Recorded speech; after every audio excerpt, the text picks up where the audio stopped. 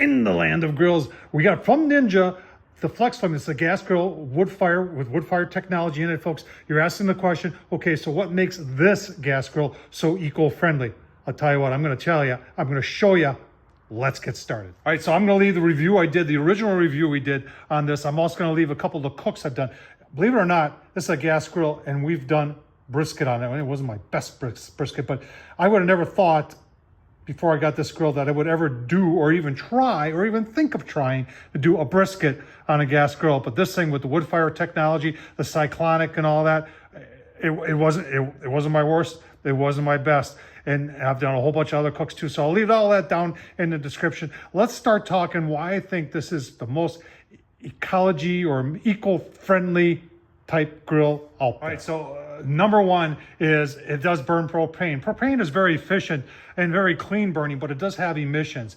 The less of it you burn, more eco-friendly this grill is going to be. And of all the gas grills I've ever had, this thing is a fuel miser. And there's a lot of things that make it possible. Let's talk about that. Number one is FlexFlame. You're saying, well, what does that mean? So there are 3 gas burners in this grill, much like you would have, let's just say, in a Weber. And you even have flavorizer bars that run this way. So there's 3 big burners that run this way.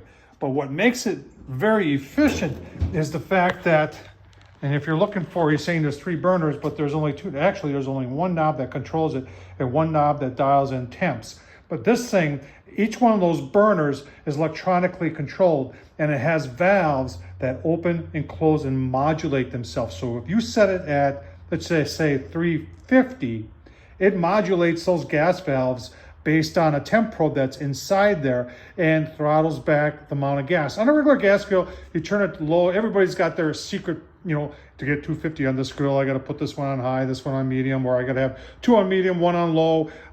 And the temp you get is the temp you get. The grill doesn't know. This grill knows how to dial it in and make itself efficient. Well, the second thing is they've got this thing double walled insulated. Look at this, how thick this lid is on the sides. And then it's married up to that part right over there, which is also insulated. So your heat is staying within there. You're saying, well, Tom, I have a gas grill, the whole back end is open. Well, not on this one. This is all enclosed in there. And the only vent you have is right here underneath. So it's holding that heat and holding that smoke in.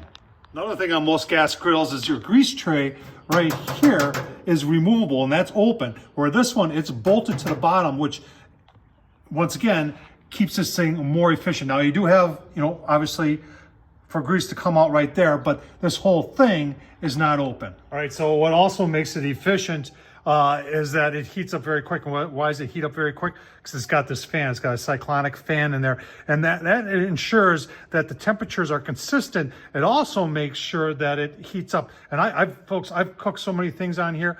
And every time that I cook on it, I've even done pizza. And I was just blown away by how fast the pizza stone got to 600 degrees. It was in literally minutes. And I'll leave a link down below to that video. But you're also saying, hey, you know, that uses electricity. Compared to, you know, just running a regular gas grill, the amount you're saving with the electric, I guarantee you, is going to be less than the amount of propane on using a regular gas guzzling, I'll say it, Weber. All right, so this probably doesn't have anything to do with how eco-friendly it is. However, you know, this thing for a gas grill allows to make smoke. And I prefer to use these smoking pecan, which are made, this is a byproduct of the pecan industry, where they never usually had anything to do with the pecan shells, to throw it away. Some of them would go to like a biofuel plant, but they figured out a way to separate the inner from the outer shell. And the inner shell is somewhat sweet, and they make pellets out of these, and they smoke, and the smell is just phenomenal. So check out Smoking Pecan. Let's finish up. All right, let's finish up. Obviously, leave your comments down below.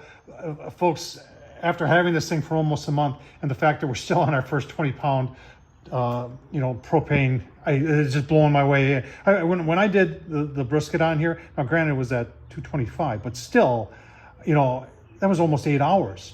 And I've done like 4 or 5 cooks since then. It's just, I was just scratching my head going, wow, this thing is really super duper efficient. So check out Ninja FlexFire. I'll leave the links down below. Tom Horsman on YouTube. You think there's a gas grill that's more efficient than this one? I don't think so. Comments down below. Thanks for watching, folks.